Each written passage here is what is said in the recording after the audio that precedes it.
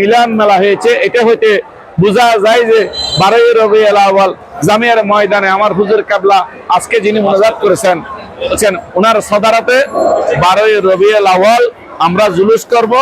এর আগে এটা প্রস্তুতি হিসাবে না, এটা আমাদের তো মাসিক রুটিন।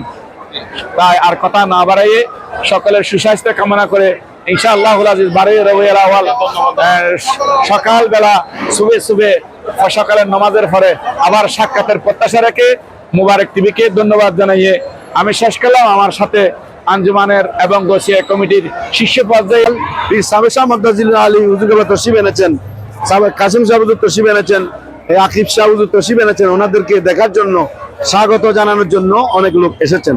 এই জন্য জুলুসের 3 দিন আগ থেকে এইভাবে মানুষের জনসমুদ্রে পরিণত হচ্ছে। একের পর যত রাত যাবে তত মানুষের বাড়তে থাকবে। অতএব 10 জুলুস ঈদ মিলাদুন নবী ইসলাম মুমিনদের জন্য, ইমানদারদের জন্য, আমাদের জন্য অনেক বড় ঈদের চেয়ে আর বেশি খুশির দিন।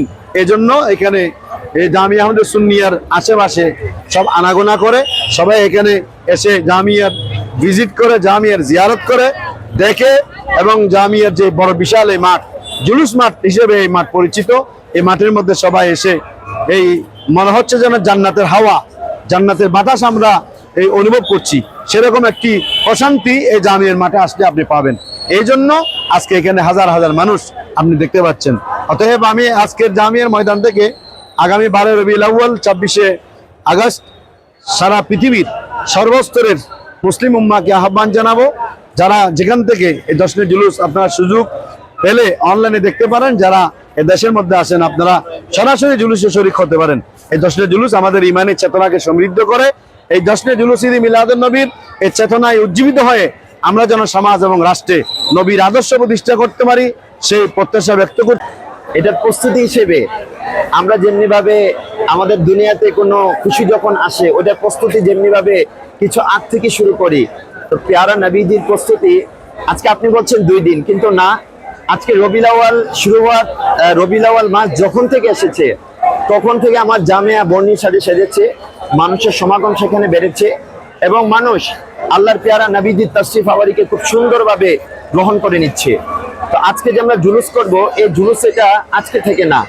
আমার নবী যখন দুনিয়াতে তাশরিফ এনেছেন, মা আমেনার উদরে মক্কা নগরে বাবা আব্দুল্লাহর ঘরে যখন আমার নবীজি তাশরিফ এনেছেন, আল্লাহ পাক ওই ঘর থেকে আসমান পর্যন্ত 70,000 নূরের ফেরেশতা দ্বারা আল্লাহ পাক জুলুস করেছিলেন।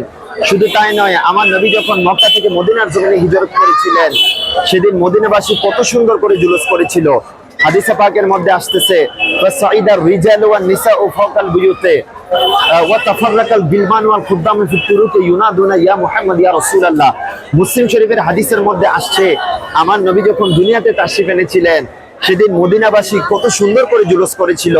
মদিনার যে সকল মানুষরা ছিল, মদিনার যে সকল আপনার পুরুষরা ছিল, তারা নবীজির তাশরিফ আওয়ারিকে কেন্দ্র করে মদিনার ছাদে ছাদে উঠে গিয়েছিল এবং যে সকল যুবকরা ছিল তারা রাস্তার মাঝে দাঁড়িয়ে গিয়েছিল শুধু আমার পেয়ারা নবীজির তাশরিফ আওয়ারিকে স্বাগত জানানোর জন্য। তো যদিও 12 রবিউল আউয়াল আরো 2 দিন পরে নবীজি যে এসেছে, আমরা যে নিয়ামতে উজমা পেয়েছি, আল্লাহ যে নিয়ামত পেয়ে রহমত পেয়ে খুশি উদযাপন করতে বলেছেন, সেই খুশিটার একটা আমেজ প্রত্যেকটা আশিকে রাসূলদের হৃদয় মাঝে আজকে বিরাজ করছে। সো এই খুশি এই রবিউল আউয়াল আজকে থেকে না, রবিউল আউয়াল যাওয়ার পরেও গোটা মাস ইনশাআল্লাহ আমরা আশিকে রাসূলরা আমার নবীজির শানে ইনশাআল্লাহ 10 জুলুস হবে, নবীজির শানে নাতে রাসূলের মাহফিল হবে, মিলাদুন নবীর মাহফিলের মাধ্যমে আমরা গোটা বাংলার আকাশ বাতাসকে ইনশাআল্লাহ আমরা মুখরিত করব। আসসালামু আলাইকুম, ধন্যবাদ আপনাকে। আসলে আমাদের এখানে আমরা 3টা শিফট অনুযায়ী কাজ করি। প্রতিটা শিফটে আমাদের 20 জনের মতো সদস্য কাজ করে। দ্যাট মিনস একদিনে আমাদের 60 জন মতো নিরাপত্তা নিয়ে থাকেন আর কি, নিরাপত্তার দায়িত্বে থাকেন। আমি আপনাদের বিনীত অনুরোধ করছি, আপনি জিজ্ঞেস করছেন এই গম্বুজের নিচে, আপনি দেখেন 24টা ঘন্টা তাদের মনের বাসনা পূর্ণ হওয়ার জন্য, তাদের মনের ভাব প্রকাশ করার জন্য, তাদের ব্যতীত বেদনা লাঘব করার জন্য ওইখানে সবুজ গম্বুজের নিচে মানুষ এখনো দেখতেন, কেউ নামাজ পড়তেছে, কেউ জিয়ারত করতেছে, কেউ নামাজ পড়তেছে, কেউ জিয়ারত করাতেছে, কেউ নবীকে সালাম দিচ্ছে। এই সবুজ গম্বুজ হুজুরের নিচে মানুষ মানত করলে তাদের আশা পূর্ণ হয়, সেই প্রত্যাশায় আপনি এমনিও খবর নিয়ে দেখিয়েন।